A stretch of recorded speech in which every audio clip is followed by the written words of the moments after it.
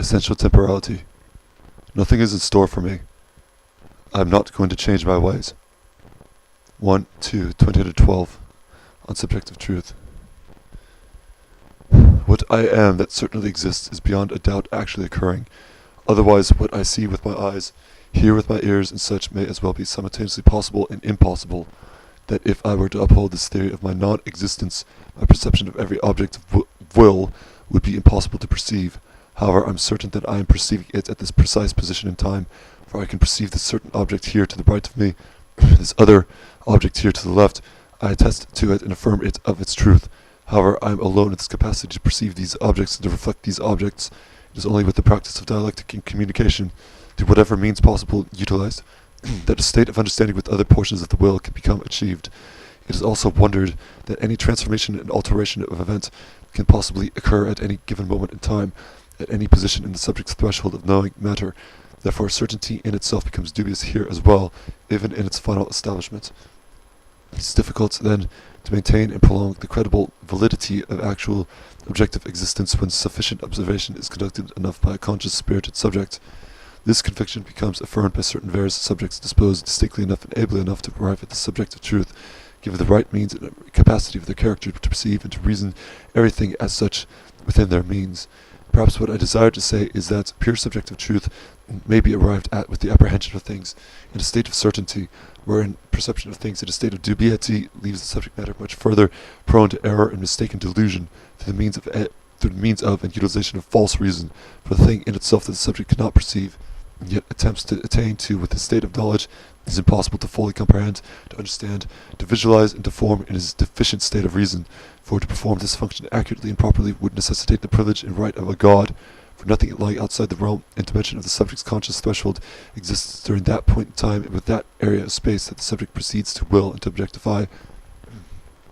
It becomes clearly more difficult to ascertain the credible validity of the subject's objective truth, now that even with his knowledge of things certain and precise alone, these things do not represent an absolute a priori will, rather they themselves appear to be in a constant state of transformation, alteration, and fluctuation, that they apparently arrive at one state, yet undoubtedly perish in the next.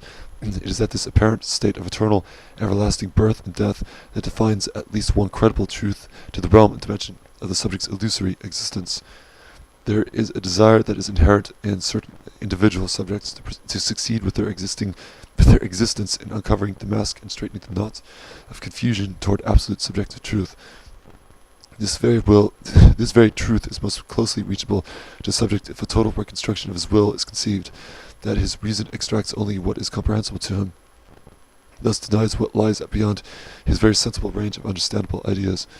Here, in this particular state, does he at last will what is only represented to him, what objects in space are perceived by his eyes, heard through his ears, felt with his fingers, and such alone, objects that are thought singularly with his absolute understanding of the mind, as well wherein the notion of time perishes, where it remains merely simplified in particular correlation to the subject's will, as well where motion of the will is perceived dispassionately, distantly, and detachedly, for whatever thus moves in this state now becomes understood as a part of and as a reflective communication of this subject's will, an immediate kind of dialectic. All of this is a part of the necessary reconstruction of the subject's epistemological existence, if absolute truth is to become achieved. It is here, in this state of absolute truth, that pure subjective comprehension is achieved. So long as the subject wills certainly, correctly, and accurately within this altered and constructed state, objects of reflection thus appear to the subject's senses as a representation of dialectic, everything throughout the subject's will, supported by the subject and made known to him purely subjectively and a priori, thus means something to him, that they signify something and condition themselves of worth and value. Certain objects thus mean pleasure to the subject, others to pain, others merely as consequence of a prior cause. This latter is the case for everything. However, most objects will further contain subjective feeling, as the state that the subject creates for himself is for the most part subjective and sociable itself. It is sociable with the very objects that present themselves to the subject's perception. The purpose for the creation and formation of this state of absolute subjective truth is to rescue the subject from the chaos and disorder of his irrational existence, thus over time to organize and to make clearer the meaning and signification that underlies the foundation of his existence and seems forever to be alluring him into its actuality within his state of consciousness. It is here in this altered state that the objects of perception lose their practical signification. They thus attain pure subjective meaning. Everything becomes communication between the various objectifications of the will and the subject himself. A multitude of thoughts enter into his representation. They thus state various ideas of meaning, ideas that are correlated between the perception of the will's objects and with the rational faculty of the knowing subject. Over time, the capacity to reflect knowledge within this altered state becomes natural and primary for the subject. His existence thus attains absolute subjective meaning through and through. Thus the potential of love and compassion for himself becomes ever the more realized. His existence becomes elevated and possibly saved from future continuity and preservation because of the deliverance of the heart to higher, nobler purposes. The subject of absolute truth knows his existence is illusory, all the while he has observed his peculiar nature hinting at him, alluring him into deeper significance. Thus he organizes and reconstructs himself to reflect more accurately the absolute subjective nature of his existence. He understands the very threshold of matter is in itself made manifest and conceived only insofar as his will represents it, that the matter itself extends only insofar as his will admits of it. As well, he recognizes the inherent need to reconstruct his perception in such a way so that only what is certain to exist to him, that is, what objects appear to his senses, and thus what objects he perceives, is as much as he wills, as well that he maintains his abstractions within his mind faithfully to what is commencing successfully before him, that this method of knowledge is practiced sufficiently in order to conceive of a more clear, honest, and coherent existence. He does not want to estimate or rest faith with an idea that does not make its appearance to him, as doing so is impossible to achieve and likely prone to error and delusion. His reflection now understandably communicates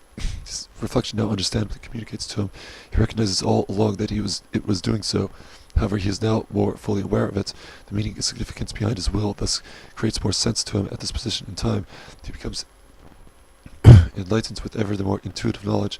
The subject wills absolutely, dispassionately, and certainly. He does so as described above. Thus, with this means of action, he may arrive at various moments in time to pure subjective truth. Thus, he understands more completely the inherent nature and meaning of his existence. He develops love and compassion for himself, eventually vanishes and evaporates with the wind, as he subsequently empties himself of this compassion and love, that no desire, aim, or need ever rests eternally within his subject matter. He practices his pure contemplation of the will, for otherwise the glaring pain of deception, falseness, and dubiety surrounds him. It abides within him, telling him there is more truth to his existence than what is commonly perceived, as though there is somehow more objective truth than what meets the eye, when such a thing simply cannot be demonstrated. A state of absolute subjective truth, or absolute knowledge, as Hegel would put it, is desires for the particular subject that is susceptible and disposed well enough to conceive of it and preserve of it, within its state and condition of pure intuitive dialectic. January 2, 2012. 1/4/2012, Letters of Interest 5. Some additional correspondence is presented here, done between two good friends. Letters of Interest 4, December 2, 2011. There's so much reference in my philosophy to the solace and comfort someone would find in embracing death and ending life eternally.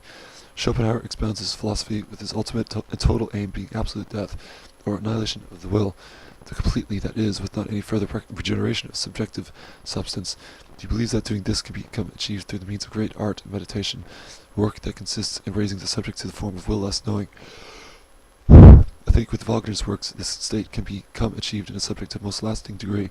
However, one must savor this feeling, otherwise even Wagner's artworks would become sterile. Thus leaves a very empty, lost, and failed feeling, something that should be avoided totally if one is going to achieve that very rest and dreamless state that he tends to desire every now and then, or from most of the time.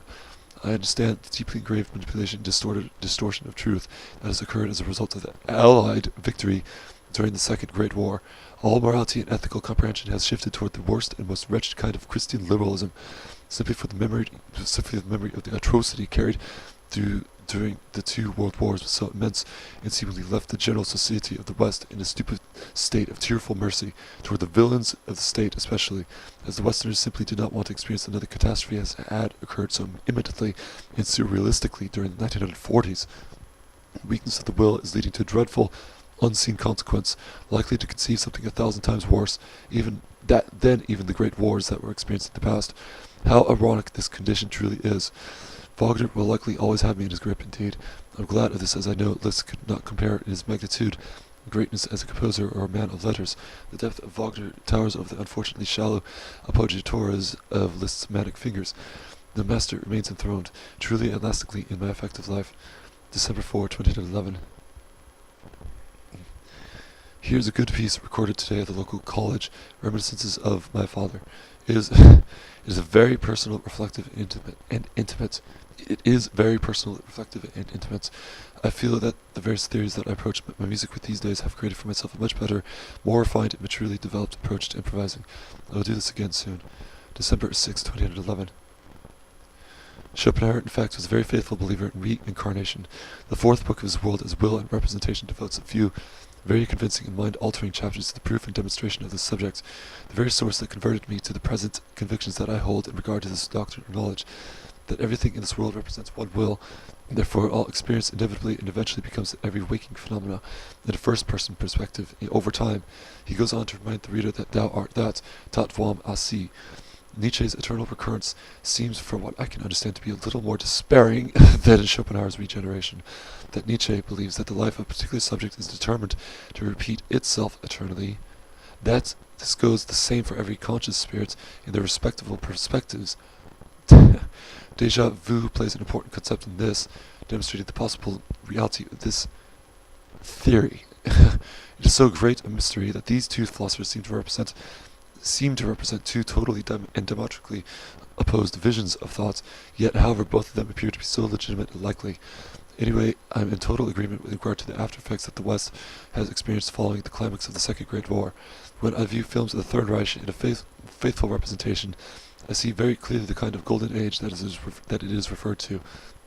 Everything seemed so alive at this time, especially when perceiving the very streets with miscellaneous people walking about, swastika blood banners gracing the canopy of buildings, cars busily scuttling about. Everything has become rather so much worse now that the delusional alleys have converted the remainder of the Western world to the foundation establishment of the very poisonous and libertarian principles. The investment in gold, trying this in together with far-right principles, is a strange but new idea to me. Perhaps it would be wise to collect this substance and display it for various astronauts if ever they were to return to the Earth and demand it in a large sum. I find this theory interesting and thought-provoking as well. December 7, 2011. Every living subject ultimately experiences the life of one another, that the will manifests in a first-person perspective for every living subject, be it man, woman, bird, beast, insect, fish, rock. Therefore, the famous quote that Schopenhauer magnifies, "Thou art that," finally holds truth and legitimacy in its meaning. December 9, 2011. I was out today and able to record a full piece at the college, Reminiscences of My Mother. I am preparing it right now for the internet. I was doing some errands when it finally began snowing rather heavily. I made it back in time before the roads became unsafe to drive in, but it is so beautiful at the moment. The whole ground outside of my window is covered in cold white ice. The holiday music at the shops I had been at really added to the effect of my first true white Christmas. Everyone in the stores seemed cheerful and happy. I think that this kind of condition creates a more joyful community for others, especially in the intimate mountain town that I reside in. December 12, 2011. Here is a good piece that I have recorded today, Reminiscences of My Mother. This set is very powerful, confident, as well it is very intimate and deeply reflective. I believe that my works are within a mature state by now. I no longer need to declare musical concepts in homage to Wagner and the like anymore. The music is full of spiritual substance, creative beauty, and original purity. I made it back home just in time before the weather began snowing rather heavily. It is very atmospheric here right now, a true wintry wonderland. I will complete my set of reminiscences sometime later this week, December 12, 2011. I have difficulty most of the time imagining what various other people think and imagine of my playing. This goes the same for what they perceive in my writing as well. I try listening to my music while stepping out of my shoes and forming my identity into a stranger or simply a subject's first-time impression.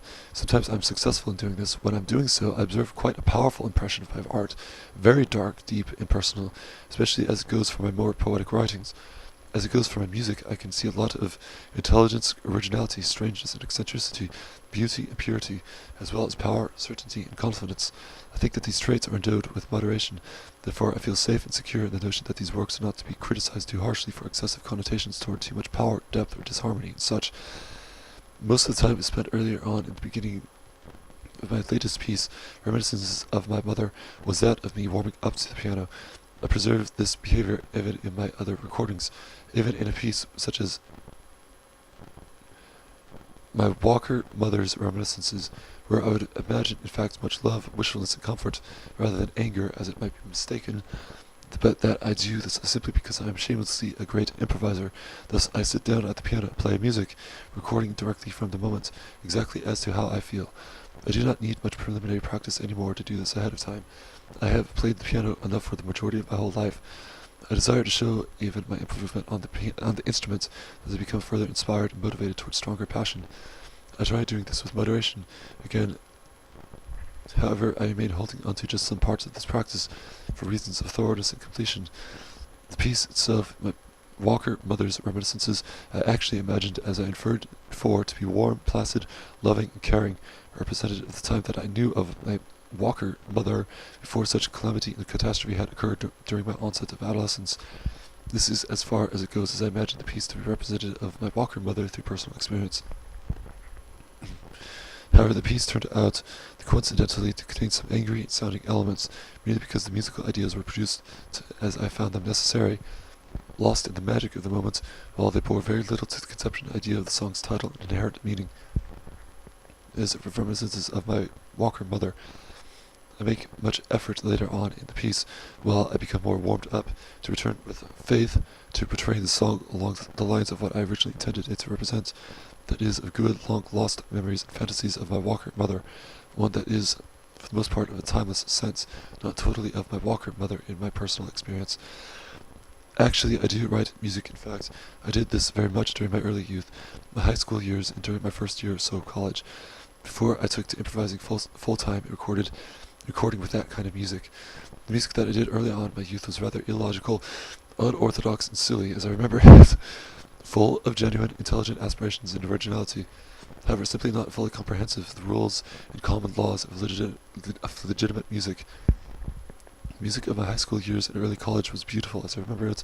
In fact, there was very fresh inspiration from Liszt and Wagner at this time. I composed during class time. I shared my compositions with my friends. The music itself was very passionate. It added greatly to Liszt's Hungarian Rhapsodies. I was playing this music all the time, at home, at the band rooms, piano, in front of others. Wagner's Lohengrin, this being the first full-length opera of his that I had listened to, was highly decisive in the influence and direction of my maturing compositions. I remember composing pieces that were 20, 30 pages in length. I believe that I still have some of them stored away somewhere. I've intended to find them, put them together, record them, to put the music onto the internet for others to see. There's nothing stopping me from doing this either. The possibility of me eventually recording this music is very likely.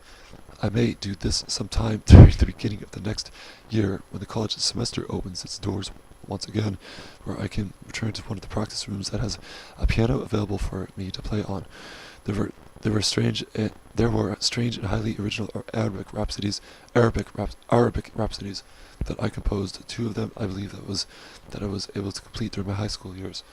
The melodies sounded very Middle Eastern. Liszt's Hungarian Rhapsodies, of course, were the prominent direction and influence to this.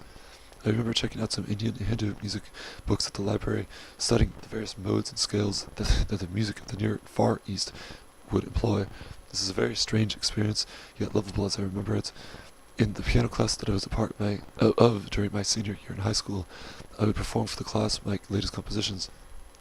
I remember actually scaring a few girls from how foreign and unfamiliar some of the music was from my first Arabic Rhapsody, especially the beginning of it. I loved that class. There were perhaps 2 other people part of it that played the piano with some amount of experience. All the 25, 30 others, from what I remember, were beginners. There was I performing these Rachmaninoff concertos in Liszt etudes every other day to the astonishment and amazement of the class. I was in my prime during these days, late 2004 to early 2005. After around August of 2006 is when everything either went downhill or transformed my character religiously and intelligibly to far greater heights. Whether it be the former or the latter, I do not decide. However, I tend to want to agree with the latter. Someday I believe I will begin writing symphonies, either in this lifetime of mine, whether years from now, or in another life of mine. I know that my will directs me to the orchestra, that the piano itself is a wonderful, capable instrument. However, it pales in comparison to my true ambitions and aims, which direct themselves to a symphonic orchestra and even possibly opera. December 13, 2011. I feel that I'm rather happy with my work so far. I feel personally that there is much room for improvement, thus I continue to persevere and record whenever I get the chance, just to prove for myself that I'm maturing and developing my art into the direction that I'm desirous for it to attain to. My music represents immediacy of feeling, where poetry requires some distant comprehension of words. First, before the subject's feeling can thus become apprehended, the ideas flow freely in music. They are undisclosed and exposed of their essence. It usually requires much time afterward in contemplation just to understand a simple practical connection of a particular melody to a state and condition of reality. Poetry has the upper hand on this, as poetry, in the speech itself, generates the capacity to reason and thus creates truths and meanings apparent to the subjects of the human mind, more closer at hand. December 13, 2011. I still possess quite a few death metal CDs and black metal as well. I return to some certain songs, a few bands nearly every day or so online. These songs give me shivers at some point every time I listen to them. Some bands and albums such as from Hellhammer's Apocalyptic Raids, Bathory's Hammerheart, Cannibal Corpse's Butchered at Birth, Deicide's self-titled album, and such. It is a very similar feeling that I get with Wagner and various other classical composers. December 15, 2011.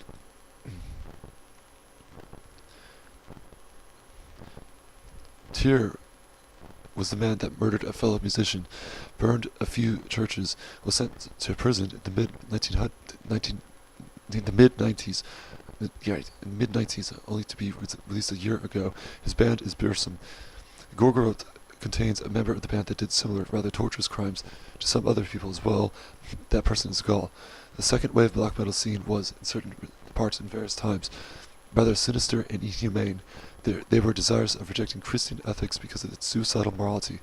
After all, they went to far lengths in order to succeed in doing this, presenting themselves sufficiently to others as well for shock effect, for appearing closer in their society to a state of absolute truth, which is brutal to conceive, especially to soft minds that are indoctrinated for their whole lives in ethics that deposits the notion of infinity, duality, skepticism, real existence, and such, but all in fact is rather much more dead, static, empty, false, soon conceived by more genuine minds as nothing more than a dream. All the human subjects, the landscapes, the actions of men, the will of the world, God, if one wishes to resort to using this term, out of crying and begging for a better word. December 17, 2011. I was fortunate enough to find that the practice rooms at the college were still open this week, so I drove down to the place and recorded the final set to the trilogy of improvisations that comprise reminiscences of myself. If any piece of mine deserves finally a fair blessing, it would be this one. I find this work to be one of the most mature, experienced, and resigned pieces that I've done so far. I was calm, peaceful, thoughtful, and reflective throughout. The music and the atmosphere was heavily imaginative. The 3 parts are posted onto the internet for now. Enjoy this. December 19, 2011. It turns out that after I had called the college today to see whether the music department practice rooms were still open for the week, I found out that they were. I decided in a rather spontaneous instant to pack my mixer, go ahead and drive down the mountain to the college to record an improvisation. I did this just in time before the college was closed. The weather was cool, the clouds were grey. The whole environment and time that this took place was very atmospheric. The sound of the piano of the recording seems very clear and audible too. I'm exhausted, however. I now have a new recorded improvisation that I'm currently uploading onto the internet here. I think that if any music video of mine to listen to and to enjoy were on here for total comfort, nostalgia, and satisfaction, then I think this newest piece of mine can achieve this condition for everyone appropriately. It is my final reminiscence, the one that describes thoughts and reflections of myself through the means of music. For some good reason, while I recorded this, my mind was so very peaceful, certain, calm, and thoughtful at the moment. At the time, there was nobody else at all around me, no noise or nervous conversation. I was truly at peace with myself during these moments. The piece itself is very mature and experienced, resigned and abnegated. I was honestly able to put together this piece as one of the finest works that I've done so far in the realm of my improvisation. December 19, 2011. A writing done here this morning, absolute truth, showing different, more mature philosophical influences. I pay much homage to Hobbes, Hume, Hegel, Spinoza, and such, rather than the usual Schopenhauer and Kant. I feel certainly that I'm aging in the right direction. More to come, music as well. December 22, 2011. Everything objectified in a subject's world is not nihilistic, meaningless, or devoid of purpose. The world reflects objects back to the subject through means of symbolism, reference, and communication, as the will of the waking subject upholds and represents the objectivity of the phenomenal world. Therefore, it becomes apparent, however long it takes, that there exist colors that represent meaning, that yellow means this, that red means this, that there exist geometrical shapes that represent meaning, that a square means this, that a circle means this. This possibility is found through the means of apprehending subjective a priori knowledge, or subjective a priori truth. Look at a circle, apprehend the inner nature of this object, understand just what it is that it communicates to you. If you are intelligent and affirm the capacity of your intellect, rather than the suffering resentment and vengefulness of your will, you will solve the riddles of your existence more legitimately and authentically, not fail to value things that leave you empty, hollow, deceived, and debased of existential purpose. The line represents certain things. Do you infer what these could be? Communicate, relate referable ideas in your mind. If you can do so, you will apprehend relative answers in regard to this object soon enough. Through the thought of the line, straightness, power of certainty, clarity, strength may become observed. You will not associate with a line, if you are smart and faithful to your reason, things such as bendedness, obtrusiveness, dissimulated reason, cunning and deception, due to traveling out of the way to arrive ultimately at the end point of the position. These later descriptions relate well to a semicircle or waving line. From here, an incomplete nature of the semicircle or waving line can become perceived. What rests in the actuality that you perceive these objects as such, this way rests the notion of which morality or mode of ethics that you characteristically determine to. If the notion of the absolute bears more preference to you than the notion of the infinite, that masculinity is more devotedly respected to you than femininity, as these two elements, masculinity and femininity, evidently represent the two diametrical inherent forces, the two mutual relationships and retrogressions of the soul and the universe. Do you assume that you perceive somehow some additional a priori essential forces then from what is already grounded in the objectivity of the spiritual universe, between the relationships of man and woman, fire and water, air and earth, north and south, east and west, left and right, up and down, odd and even? You would necessarily represent yourself the nature of a fool if you cannot grasp or understand the fundamental nature of this manifest reality. If the absolute bears more preference to you than the notion of the infinite, then you are likely master-minded and more or less independent from fear of the above, from authority figures, etc. You are vile, clear, and honest, hard, determined, intolerable of death, of fate and pain. If the notion of the infinite bears more preference to you than the notion of the absolute, then you are likely slave-minded and more or less dependent of fear from the above, from authority figures, etc. You are meek, dubious, and deceptive, crying for the affirmation of some reality of your free will, which does not exist of yourself. You are intolerable of death, thus incessant self-affirmation and tears over pessimism and tragedy, desire for shopping malls and SUVs, right? You're intolerable of fate, a ceaseless desire to alter and transform hardships and struggle to an easier, more pastoral, complacent sheep-like life. Pain is likely intolerable or unlikable to you for the weak composition of your character. It's lacking in boldness and strength to actually realistically overcome struggle and to attain deliverance from the tedious, mundane, or competitive domineering fetters of commercial reality. The absolute is a mere concept that faithfully, as it is so in the language of English, represents the notion of various things, particularly aligned with virile, powerful things. Like the semicircle or waving line, the absolute does not represent the traits and characteristics of these particular geometrical shapes, as it goes for the concept of the infinite, if the infinite, which faithfully, as it is so in the language of English, represents the notion of various things, particularly aligned with, can you guess it? What practical, realistic substance can you make out of the concept of infinity? Dubiousness, ambiguity, abstraction from reality, as all things in this manifest soul are limited, incessant time, space, and causality, which again these three concepts disappear and negate immediately as soon as a waking subject internally deceases. Femininity eventually becomes classified with the faithful utilization of reason with the various concepts just listed above, as well as with the concept of the infinite.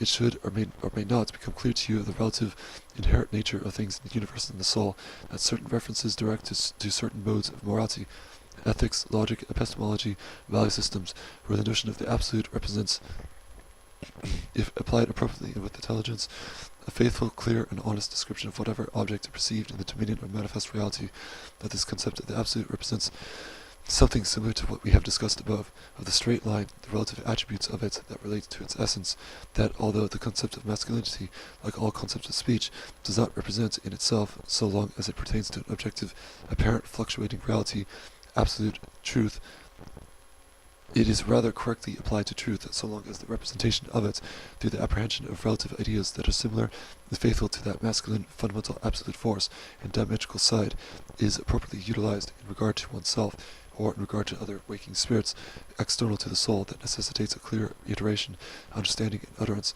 in order to mutually apprehend correctly whatever absolute idea that the method of rationality and empirical observation intends to relate and to communicate. Doing this to external subjects successfully is indubitably a harder condition to achieve. Relate ideas do not settle to define eternally and ultimately a fundamental idea based off of one specific unchangeable concept. Doing this will immediately conceive of error, stagnate the air, leave you as a supposed waking subject laboring in vain to potentially magnify the nature of the soul in the universe. Masculinity, along with various other ideas that are similarly included in the one particular side of the essential universes and souls at duality, altogether represent things such as absolutism, truth, perfect perception, alert sensitivity, and such. Water forms dumbness and heaviness of organ, thus sensitivity becomes altered into slow stupidity and fails to act swiftly and accordingly. Water represents yet another undesirable trait that sources toward the feminine side of the universe's duality. Again, this does not negate the potential of man to descend into the state and nature of universal femininity, neither of woman to achieve a successful state of universal masculinity. December 25, 2011. A writing done here this morning on subjective truth, based on the true nature of subjectivity, the will's desire of immediate intuitive dialectic, January 2, 2012. Do not get me wrong, I do not truly believe in God. My philosophy is advancing very much lately. It is this very development that has included the rejection of an independent, humanly compassionate God existing beyond the universe, even as well as the pantheistic notion of a God, as though that he supposedly might exist apart of this world. No, rather than this, I'm becoming ever the more convinced that the will of the soul is contained within me, that this will is contained within every other conscious spirit, that when a man makes reference to God, he is merely doing so out of a lack of comprehension that this God represents in fact the nature of his soul. He simply needs to communicate to others without offending them. Therefore, a more impersonal, selfless, universally embracing term is utilized. Every conscious spirit, I believe, is this God.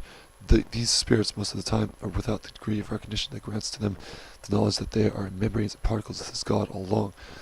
The term God is merely a substituted representation of ideas that are dubious and not yet fully realized in their essence by a subject. When knowledge and truth become achieved, the ambiguity and infinite mystery that is placed in this term God thus turns about and becomes certain and actual. Then from this juncture there is no longer need to utilize this term, as upon the recognition of clarity and truth, the mistaken idea of God disappears. There is no longer a stupid need to know something, but without actually knowing the circumstances and the conditions of dubiety and infinite mystery, thus confuses and obstructs the path to clarity, honest reflection, and true abstraction. With this being said, I believe in the notion that of there being a soul within a conscious body, that this soul is everlasting, consistently undergoing transformation, regeneration. The process is undying and incessant. The soul merely weaves within and throughout the body, perhaps into others upon his recent death, bearing with a newborn, regenerated existence. It is important for the soul to adapt to the nature of his existence. I refer now particularly to a man. If this person arises into a community bent on the destruction of his specific form, then various soft and naive concepts such as universal love and egalitarianism no longer serve to preserve the civil condition of his existence. He must become hard and strong. He must shed the ideals of beauty or unconditional compassion, if he desires his future incarnation of his soul to remain achieved in a state of safety, security, and preservation of his identity.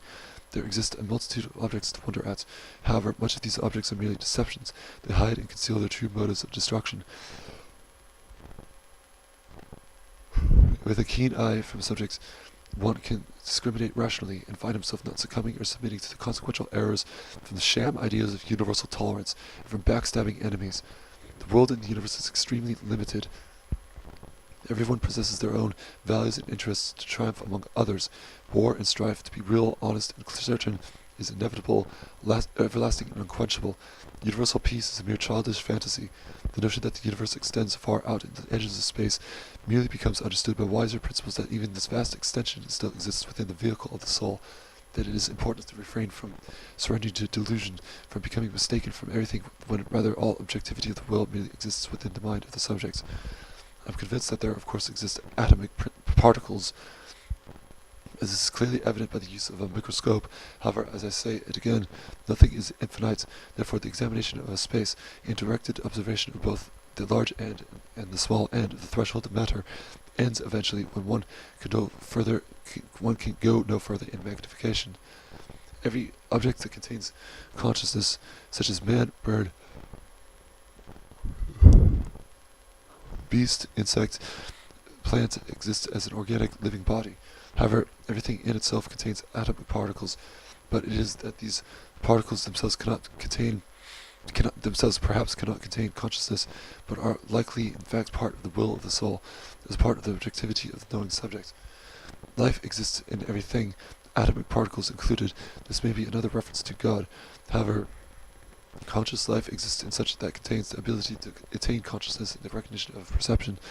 This theory seems dubious, therefore it seems desirable to extend it that even in organic matter, atomic particles and such are in fact conscious and a part of this method of God, or the soul itself, as everything reflected from the will of the subject is a part of him.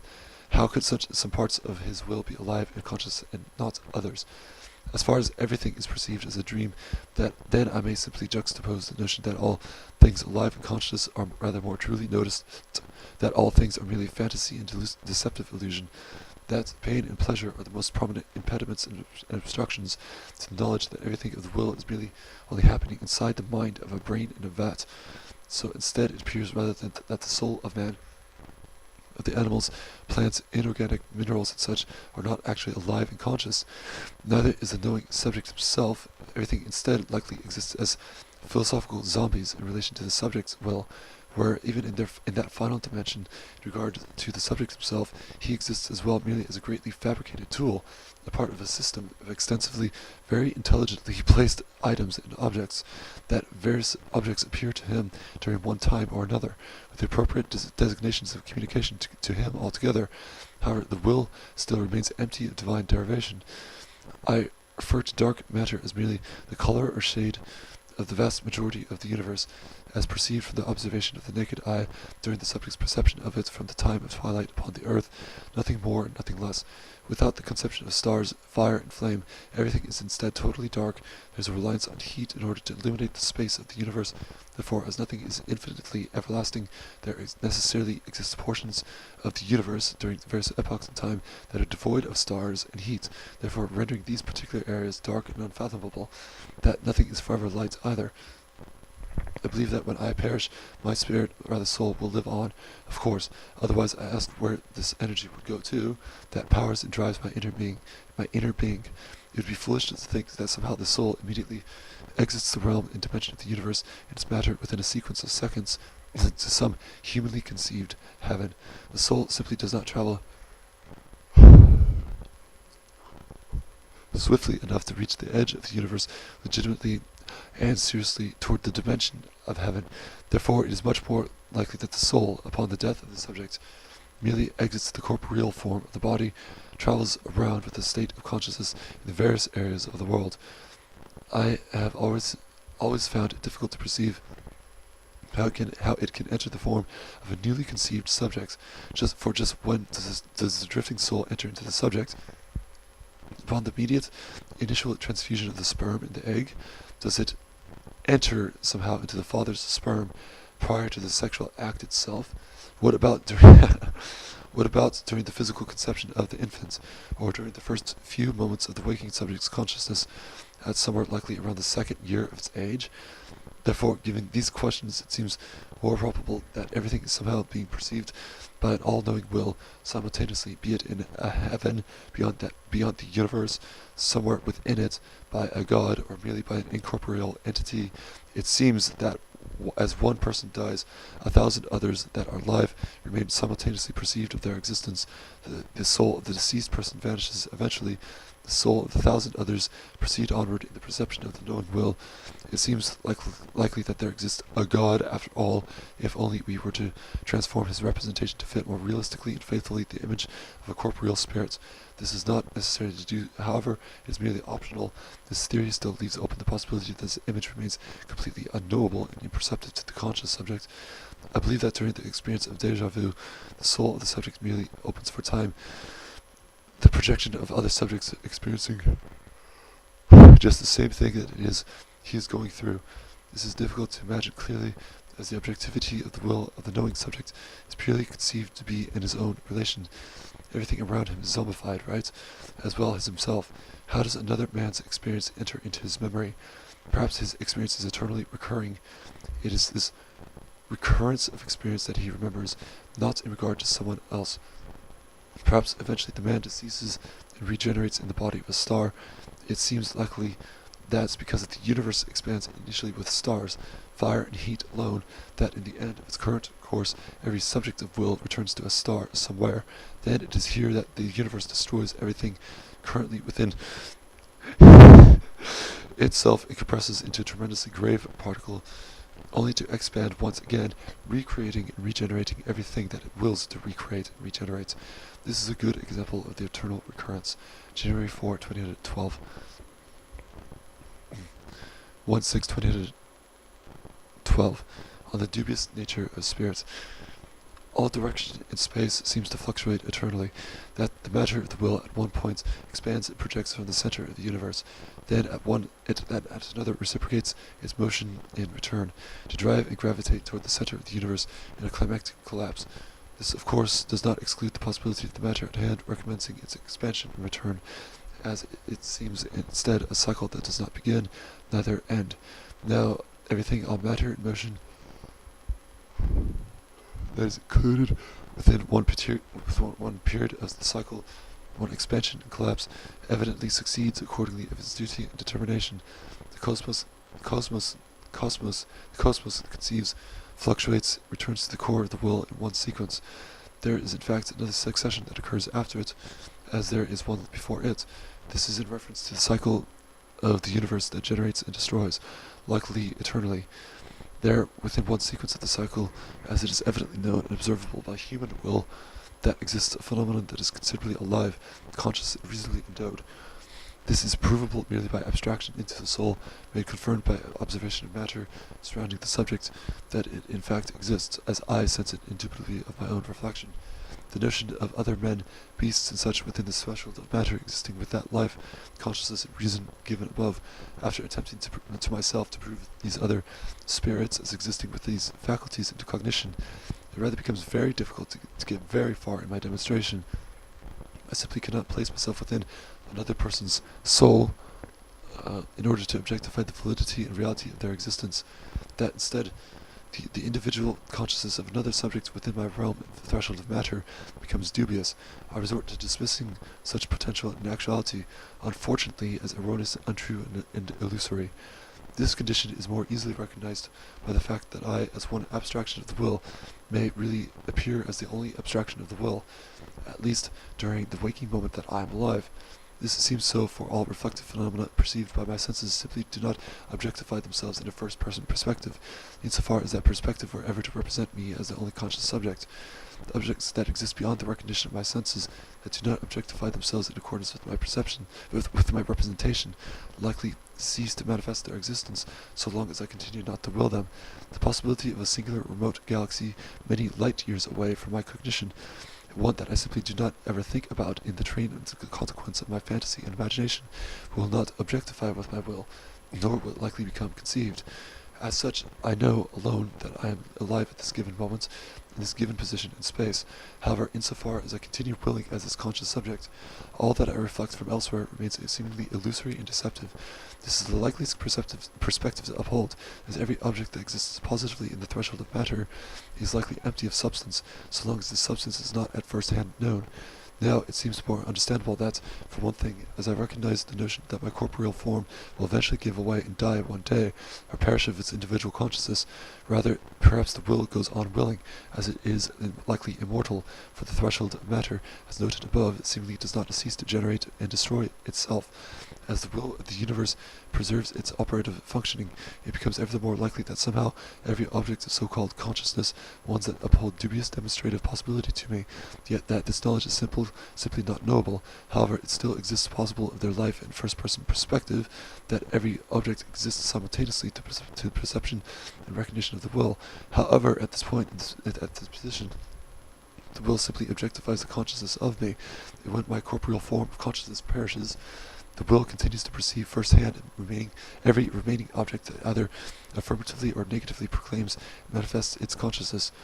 This condition proceeds eternally, insofar as reference is made to this particular sequence of the universe's cycle of current generation and destruction. The direction of substance is likely continuing to expand at this point in time. However, as it is demonstrable by the method of science, there will eventually commence a turnaround of direction. Thus the period of climactic collapse begins, soon necessarily destroying the objectification of the Earth, along with every solar system, planet, and galaxy. The universe rests in an absolute condensation of matter for an unfathomable amount of time. Then, with the building of energy drawn from the tremendous desire of the will to create, the universe commences its cycle, beginning with a progenitive expansion, complete with the most brilliant of a fire and lively resource. The eventual procession of creation deposits various, although an enormous multitude, of galaxies and stars, planets and such. It is here, at this point, that a mystery becomes unraveled, that with this recommenced multiple creation of objects within the threshold of matter, perhaps in some sequence of the cycle deposit the necessary condition to generate conscious, cognitive, knowing life, in some sequences not. It seems likely that not every sequence produces the same objectification and pattern of will, as though the notion of eternal recurrence proves positively only insofar as the basic principle of the universe expanding and compressing is withheld. Within the recognition of one particular sequence of the universal cycle that is within the sequence that it is at present and currently a part of, the necessary groundwork has become built upon well enough and established well enough so that various objects of life upon this particular world known to man as Earth have become conceived, reared, and maintained, that certain various objects of life, in particular man, is well enough endowed with consciousness and reason, so that abstraction into the nature of the will can become achieved. He knows that he is a part of a very grand and complicated scheme. He knows that his time on this earth is not eternal, neither his own individual life or of man's in general. Therefore he is aware that he is determined to perish, regardless of whatever effort he assumes to make. The will of the universe is merely too powerful for him to manipulate or to intervene. The will of the universe is bound to necessity. It is likely conscious of itself, as all and every object within the threshold of matter likely contains consciousness, as evidently clarified above. This will represents God, and he himself, as if possibly manifest beyond this universe, is unknowable, that no faithful abstraction of him can likely be made legitimately known by any man. However, the will of the universe represents the will of God, the intellect of him, his thoughts and such. Be this as it may, insofar as he wills this universe, the universe itself still remains bound by the law of causality, that is, no action proceeds without an earlier cause. The universe is evidently absolute, that is, with limited in its condition, as well it seems timeless and everlasting, that the will of God forever wills, thanks, reasons, and such of this universal matter. Perhaps at one point in his time he did summon the threshold of the universal matter into being, that the cycle of the universe's creation and destruction is not eternal. Therefore, if it began initially during some point in time, then it is possible for it to vanish eventually during some point in time. It is possible that God did this as such for various reasons, either comprehensible to man or unknowable. One theory that I can assert is that he was possibly bored or lonesome and thus desired some affection and pleasure.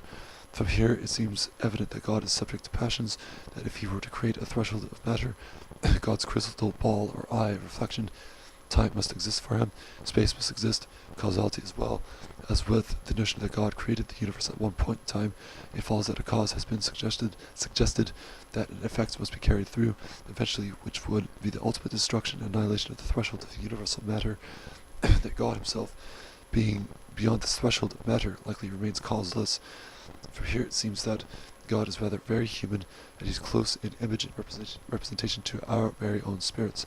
If God were so very human, then it must be allowed that he longs to associate himself with and relate with himself, the will and representation of human organisms, their spirit and their matter, that humanity, by necessity of God's will to pleasure himself with men, must be eternally recurring in some way, that the process of human life is not so limited or bound to eternally perish, as it seems not that God wills the representation of the universe in order to correlate and unite himself with the likeness of man, for he seems desirous of relative companionship. It seems probable that somehow the objectification of man never truly perishes from God's reflection, that as it is still upheld that the cycle of the universe reforms differently from sequence to sequence. Somehow man or organisms similar to man eventually spring up during every recreation and maintenance of the universe's cycle of objectivity of matter. It must be held that objects of consciousness necessarily manifest after incredible lengths of time have succeeded in the recreation of the universe. However, perhaps during these times of unconscious life, God manifests and occupies himself with primordial elements of matter and substance. I, as one individual consciousness, exist within that first person's perspective, in unity with God's universal will. Everything is bound to appear at their designated moments of time, in their designated positions of space, in dialectical correlation to that specific I, as it is that I exist in particular, or as it were of other subjects of consciousness, if this latter is at all possible to demonstrate. However, it is likely that the other subjects of supposed consciousness do in fact contain this first-person perspective and subjective consciousness. However, they are merely devoid of substance insofar as they relate to me. I am likely devoid of substance insofar as another object relates me to it. However, in the grand scheme of things, every object either is devoid of substance entirely, or is conceived of substance, that is a subjective apprehension. But it is likely that every object or subject is devoid of this substance, that this substance is taken to be as a dream, a thought, a mere reflection of God, as he causes this threshold of matter or cyclical universe into being out of desire and will to manifest and occupy himself with subjects in order to negate the boredom, loneliness, or whatever condition of pain that ails him from the beyond. As it is understood that the will of the universe is likely entirely devoid of what is termed subjective apprehension, an important question is of course to be immediately conceived, one which contains the nature of pain and pleasure. That I feel pain upon this experience, or pleasure upon that experience. Can it be denied that other objects, mere reflections of my senses, are experiencing pain and pleasure? Possibly, yet again, it is unknowable to a single individual subject. However, I myself can attest to the theory that the pain and pleasure can be felt by me, as I may prick my finger with a pen or listen to beautiful music. I know these examples are blatant, however, they are sufficient enough with their absolute certainty.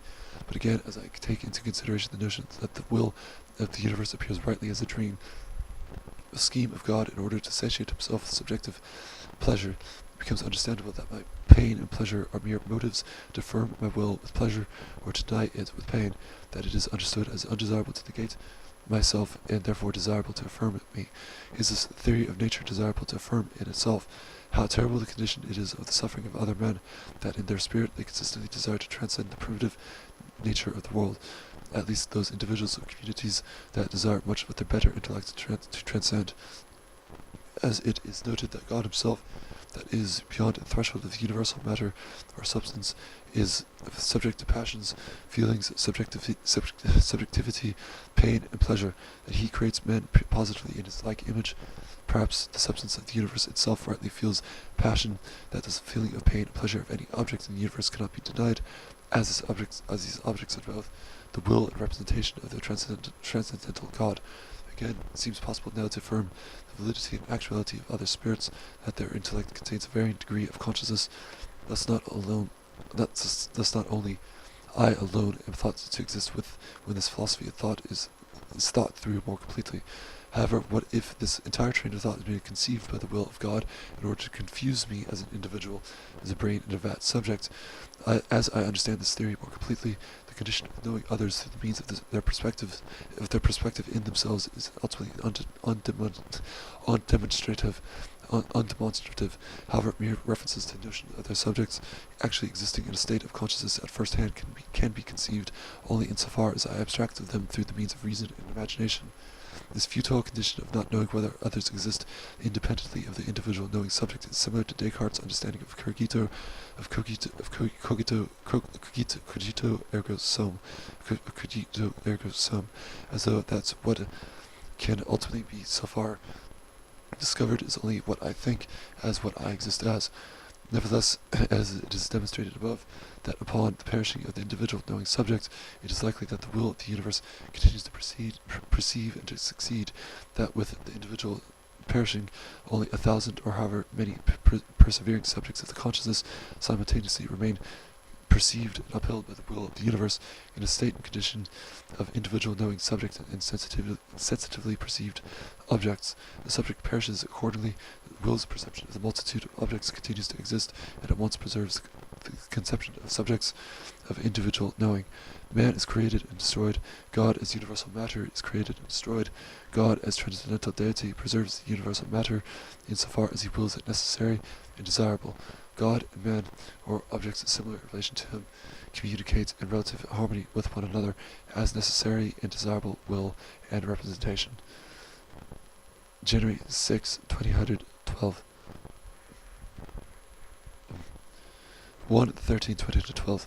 Joyous monster. I scourge all question of the soul. Chain of power, I chant execution. Hold tight the will of my spirit. Absolute commandment from the throne of stone. Fall not into visions of the unknown. All I see is all I know. Head attachment straight onto the neck bones. I live the realm of your fantasy. The spinner of fables, I stand upon your foundation, wicked to your mild stock and to your plastic herd. The restriction of estrangement, disciplined from failure to resolve, the destroyer of dubious reflection, proclamation of empirical certainty, measurement of geometrical perfection, resurrected by the domain of the spirit, psychological unification with perceptible objectified matter, denial of the will's abolition, for the soaring intellect requires of it. All deeds of liberty as mere mistakes to affect the course and inevitable direction of the intelligible character. The negation of softness for all matter as positive, enclosed, striving to satisfy and to secure itself from unlikeness and spatial limitation. The credit of creation, a stationary threshold after all. January 13, 2012. 1/13/2012. The immediacy of perception. I have created for myself an unsurpassable system of rigidity. There is now a necessity to understand what exactly has happened, what is happening, what will, in essence, where all the questions of time desire their resolution. I am lost so deep in the dark realms of unknowable matter, where what is truly not here, however I wish it to be, otherwise the shrouds of loneliness blanket my substance almost completely. Knowing that the search for what is not here is inevitably futile to preserve, I understand logically to judge it as a mere human error and mistake, to perceive beyond my senses in a world constructed by a complicated will, that a return to truth consists in the notion of abstaining from what is false, deep, illusory, deceptive. I recognize my condition for what it is, deconstructing my senses for what they have been conditioned to recognize, returning to the original purpose of creation. Clear abstraction results. I can now see eye to eye with every object before me, without irrationally losing my connection and concentration on the objects of my focus and meditation. Of course, this state of intellect does not assume commandment over the objects of my reflection. Rather, my intellect magnifies and apprehends the representation, what is captured before me through the means of my perception. Abstraction, reason, internal communication remains present. When I use this particular force, I do so to remember some idea, to imagine possible scenarios, to fantasize what is desirable, or at least what is thought of in a subjective manner. I desire not to lay to death my life and its once ambitious promises. I recognize that the threshold of matter that I uphold and represent is unmistakably limited, that only precisely this position that I know myself to be in, at this certain time that I apprehend, with these various objects that I sense, is about as much of existence as I can comprehend. However, everything appears to change at every moment, therefore this comprehension of existence transforms eternally. So long as there is a willing subject to uphold the systematic mechanism. How is everything changing? How did I lose control over it? Rather, how did everything begin to change?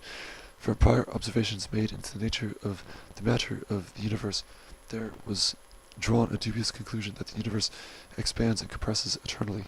Perhaps the universe is not eternal, that a greater power summoned and manifested its cosmic spirit into its condition at a given point in time. Parmenides seems evidently right in denying the notion of motion in the universe. However, it is deniable legitimately and fairly only from an objective perspective, that is, from the perspective of the outer spirit, or of God. It seems that every word and train of thought contains ideas in them that can be perceived in distinguishable ways. I see here that when I utilize the idea of outer spirit and objective perspective, thus ultimately associating these concepts with God, I understand more clearly another mystery of existence being resolved. that the nature of the will is not so tremendous and amazing after all, that from here I conceive that since an outer spirit is now made positive, an objective perspective which represents in another sense God, that this circumference of objects, persons, animals, etc. represents this notion, that what follows is that this notion is absolute, unwavering, and stationary, that it perceives something that is me, rigidly and without flux, that this actuality simply proclaims more clearly the reference that something, that everything around me is merely a dream within my will, or upheld by a will empty of substance. For this objective perspective is now demonstrated impossible to perceive anything or something that is me without remaining spectral, absolute, frozen, bleak, and illusory. I argue that this outer spirit contains no substance, no content, regardless if it seems that other subjects of consciousness are in pain, bleeding, etc. I truly cannot feel what they are feeling. Likewise, I become ever the more grounded in my conclusion that everything of outer origin is mere fantastic delusion, brought about by extremely incoherent, or at least obscure and complicated means. I will to love my objects of creation merely to love myself. Otherwise, my pain, which seems to be the only pain that exists, becomes increased. I make the observation that not all of this theory may be true, as what is being dealt with here is far beyond possible to fully comprehend and to resolve. However, I notice that, giving in a little to the other side of the spectrum, that as it is known that, due to the dreamlike nature of existence itself, that everything instead exists as material for a subject to apprehend as symbols, as references to ideas that occur before him. I do not assert that this claim is universally true for others. However, it is that I notice upon myself walking through a marketplace. I occasionally make the observation of a fool that he is speaking too loudly or acting awkwardly, and that, given the right time in accordance with my entrance into his perceptible domain, I see that I myself am applied symbolically to the possible dialectic that is ensuing in this external subject's life. It leaves me wondering afterward that this case is not the same for everyone, that this occurrence is in fact rare, that I remember it afterward when it occurs. If others are alive with this actual subjective consciousness, just how many of them there are bestowed with this condition, or rather is this observation again merely a deception of the will, attempting to confuse me into believing that this other person is in fact alive and conscious. This condition does not happen so often at all with every other individual or with every other social communication that I witness. The symbolism is rather reversed, in that I perceive everything that I sense around me symbolically and with subjective meaning. These other objects or potential subjects of consciousness simply do not seem to make much of this situation. What exactly is happening? How did I come about? These questions continue to persist anyways. In order to resolve them, I simply reply that I never came about at all, that nothing is happening whatsoever. Again, the notion in reference to this will is no more than a dream. I recognize the possibility of an ineffable master creating my existence. However, each time that I make reference to this idea, God, Master, Lord, Creator, I slowly, with more certainty, begin to categorize with these concepts together the concepts of I, myself, man, subjects of consciousness, will. For I have come to recognize the absolute nature of everything of my existence, that every abstraction without my senses, intellectual reasoning included, denotes falsity, deception, delusion, and mistake. It is a dream. It is simply not there. It cannot be proven assuredly. However, it is likely not existing either, as any abstraction out of the senses really signifies only mental reasoning, not in fact a fuller actualization of whatever objects from the will's reflection. To make the matter at hand seem even more bleaker to me, the notion that every object is independent of my will must necessarily be uprooted and recognized for what it is, as yet another form of falseness, deception, delusion, and a lie. For whatever I sense with my ears, with my eyes, ears, body, etc., within the threshold of matter, every object perceived is immediately certain, connected to me and a part of me, as though it were stuck to my body, that if I were to propel myself through the air, without support from a ground or any earthly object, the air itself, as a form of the will, continues to enervate through me. Air is similar to water in this case, as though every movement of the body above water were still in a sense submerged beneath it, as it were in water. Objects of harder rigidity are more evidently comprehensible of their connection and association with the body. Of course, it is more evident when touched that this object is sensed by the subject, and seemingly at that moment connected to the body of the subject. However, even upon the mere sight of an object, air does not seem to support this argument, insofar as perception is understood. The object appears and is sensed immediately and directly by the eyes. However, of course, it seems to be this way too, although even further than this is the position that what is directly seen by the eyes is in fact being summoned deeper in the head, more than probably from the center of the brain. But at one point of transition, a subject once believed that the objective representation that he was perceiving was being perceived from a distance, say a table from a few yards before him. Soon he begins to understand more correctly, although not perfectly, that this table is not in fact a few yards in front of him. Let us say that he is merely seeing this object, not touching it and such, but instead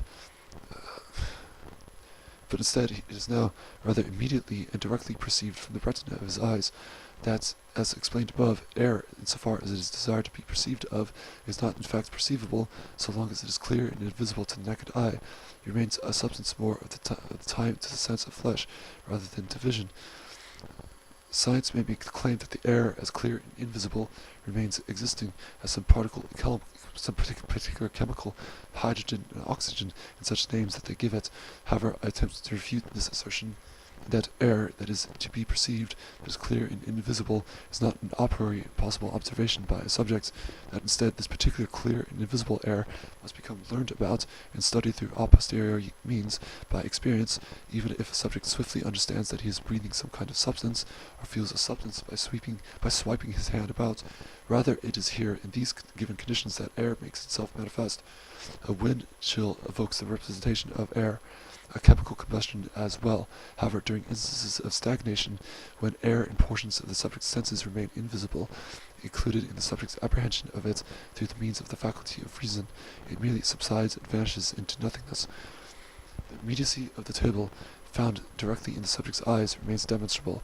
However, he soon goes further in his desire to understand this position, in that he inquires himself how it is at all possible that an object merely appears directly at the retina of the eyes, when, as well he touches it, it appears felt through the means of his hands. Shouldn't the object rather have an original source to its appearance? Certainly there must be a singular, absolute source. Now that we have cancelled out the assertion that the threshold of matter is somehow external to the subject's senses, our subject soon concludes that there is indeed a singular source somewhere, and that it must reside within him, within his soul. But where exactly is the soul located at? He searches tirelessly for a better resolution, however fails at every one of his ideas, that perhaps at the heart is the seat of the soul. Perhaps at the heart is the seat of the soul. This fails, as the heart by no means can be wise enough and intelligent enough to produce the multitude of complexities that bear the representation of his will. The body in itself, in total, is judged negatively, for all external positions of the body merely designate flesh, which classifies to one particular sense, the sense of touch and feeling. Every other portion of the body is determined erroneous, merely for the same reason as given from the heart.